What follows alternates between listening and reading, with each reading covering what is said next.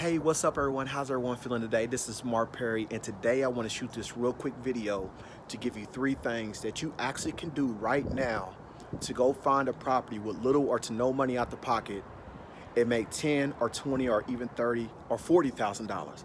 That's today's topic. Let's dive right in.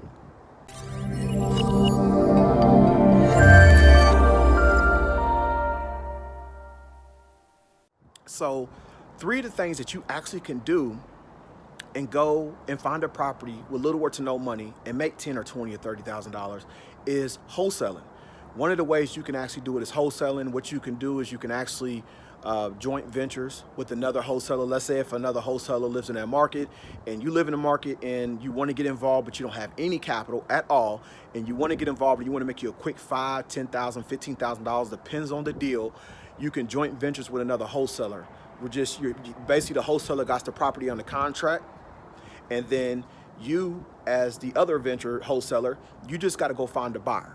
So if you could just go out there and go talk to buyers, go to networking events, which is all free, go to networking events, talk to buyers, share them the deal that the other wholesaler sent you, and you can present that deal to them, and then they can buy that property, and you and the wholesaler can split the profit 50-50. So let's say if it's a $10,000 split, you can split it 5,000 and 5,000, or if it's 20, you can split 10 and 10. It just depends on the deal.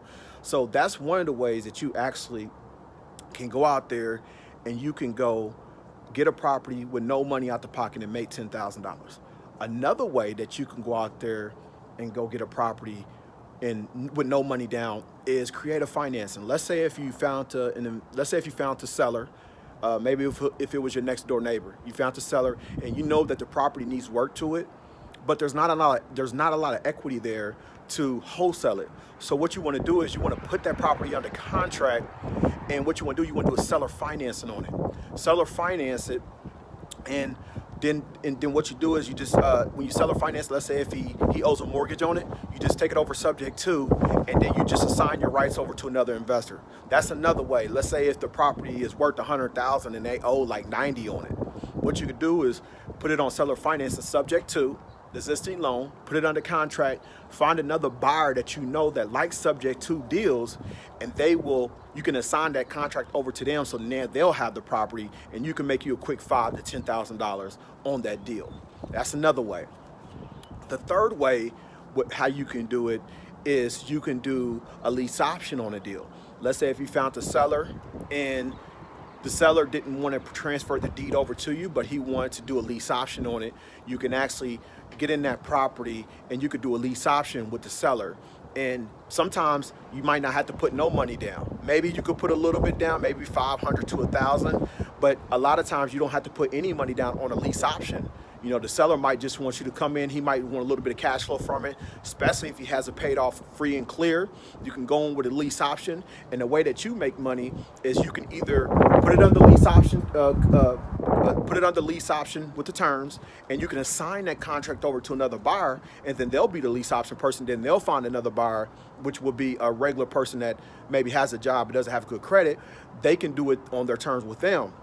And so you can put the property under contract with a lease option, and you can either sign it over, or you can find another existing buyer, which won't really be an investor. It'll be more of just a normal buyer that maybe works somewhere and they don't have good credit and they have a family. You can do a lease option with them, and then they can give you a down payment, which will be around $5,000 to $7,000, and plus you get cash flow through the spread, and plus you can actually make a little bit of money on the back end, depends on the deal. But a lease option deal, you can get into these deals with no money. So let's go back and recap. The 3 ways that you actually can get into deals with no money, you can get started right now, is through a lease option purchase. You can do it through subject to, which I'm taking over the existing loan.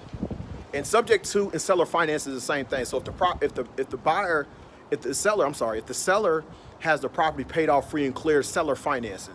If the seller doesn't have the property paid off free and clear, that's still seller financing because the terms are still there, but it's just you're taking over the property as the existing loan because the bank has a loan over it. So that's the second way. And then the third way is to wholesale it.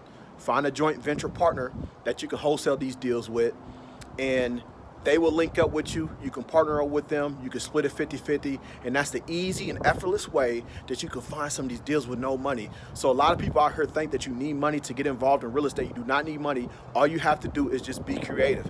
Be creative and things will work out. Continue to go, continue to flow, and things will work out no matter what. Just keep being creative. Lease options, seller finance. And if you don't know how to do it, find somebody that knows how to do it. And maybe you can borrow one of their contracts. Somebody that has a track record in doing it. Can I borrow one of your contracts? I'm doing a lease option deal. And they might give it to you for free. They might want you to send them more deals. They can help you set up the deal.